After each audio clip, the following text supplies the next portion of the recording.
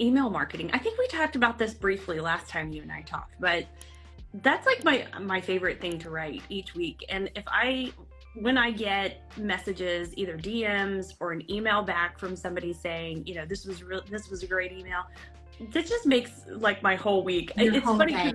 Yeah, it will, and it's funny to me because, I will get a bunch of comments on my posts, and don't get me wrong, I absolutely love every single one of them. Yeah. But that butterfly stomach feeling when I get a response from an email happens every time. Well, and I think it's because I actually had that happen to me last month, and the message in my email was about the power of your branding.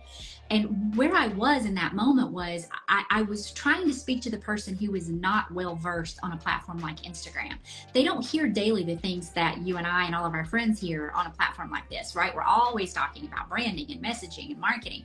But the people that I was speaking to in that moment were the small business owners who are wearing all of the hats, who maybe have kind of gotten really excited and started and launched, but now they're realizing that they don't have that foundation built for their business. And that begins with creating a brand. And I had somebody reply back to that email, and it was one sentence. And she simply said, wow, this email has really made me stop and think. And it literally put tears in my eyes, because isn't that why we spend all of this time cultivating these messages? I mean, it's work to send out an email, man. It takes time. You're pouring your heart into those messages. And I think it really does change your day or your week, because you realize that it normally is one-sided. We just get those things in our inbox and we glaze over them, or we send them to junk because we're in a hurry or whatever. But when somebody takes the time to read it and then hit reply and type something, it's like mind-boggling for me. It really is. It still blows my mind. Like every time I get a response, I'm like the butterflies, and I'm all giddy and like extra. It's just extra, like cherry on top. Yeah. It really is. Yeah. That's so funny. But email is, man, it is so powerful for that content strategy. Your email campaigns absolutely should be a part of your content strategy. Yes. Yeah. I 100% agree. I mean, we talked about, that was a huge topic on Instagram like a few years ago, where people were talking about, what if we lost on Instagram tomorrow? And it was like, it went around for a while where that was a huge topic. Everybody was talking about it, and to focus on email. And then it just kind of died off. I wish we would bring that trend back and start talking about it again, because especially like we started this conversation with the glitches that we've seen on the platform. That's right. It's just another reminder that we are here on rented space, and if we don't take advantage of the audience and move them around to other locations like our email, then we could lose touch with all this hard work done. It's funny that you said that. My morning began with a text from another marketing professional who I work with. I built a relationship with this individual on this platform a few years ago, and it's turned into a great working relationship.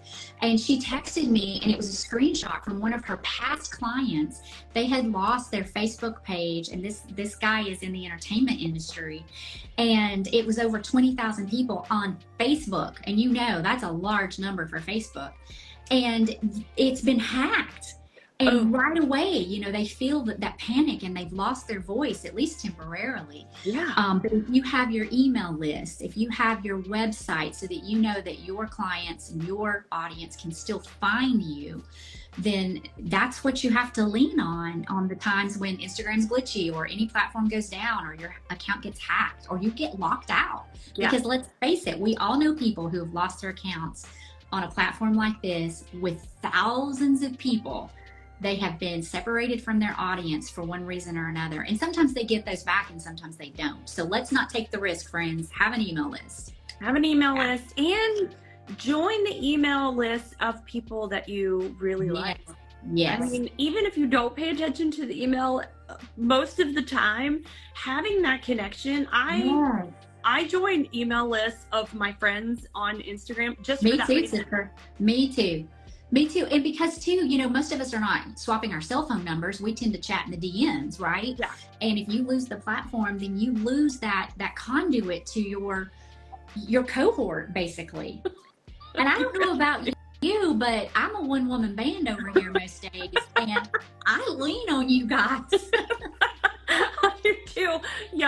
whole building a community and having people around you that are like-minded in that nurture part of your content, finding like-minded people who will resonate with you, who will be there for you, because it's not all roses. There's going to be tough days. We are all going to have tough days. We've all had them. We're all going to have them. So it is so nice to be able to DM someone and say, Sheely, I'm having a day. Yep.